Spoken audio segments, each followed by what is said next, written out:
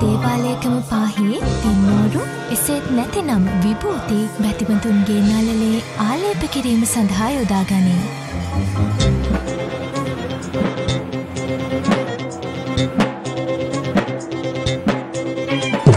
අතීතයේදී තින්නෝරු මල විභූති කන්ද ලෙස හැඳින් වූ මෙම ස්ථානය සුවිශේෂී වනුයේ ලොව ස්වභාවිකව විභූති ලබා ගන්නා එකම ස්ථානය මෙම ස්ථානය වීමයි. සුරාසුර යුද්ධයේදී යුද්ධයෙන් මියදෙන අසුරයන්ට යළි ප්‍රාණය ලබා දීම උදෙසා මෘත සංජීව නම් ඖෂධ කන්ද මෙහි ගෙනා බවත් කඳකුමරුන් විසින් එය අලු බවට පත් කළ බවත් කියවෙන අපූරු කතා ප්‍රවෘත්තියක් ජනවහරේ පවතී. තින්නෝරු එහෙම නැත්නම් විභූති. ඔබ දේවාලයකට ගියාම ඔබේ නළල මත ආලේප කරන මේ ගල්වන.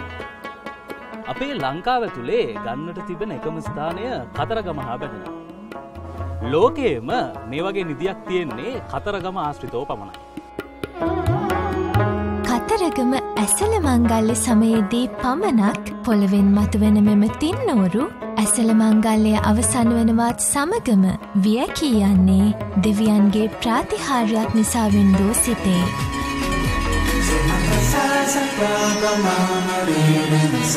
Sa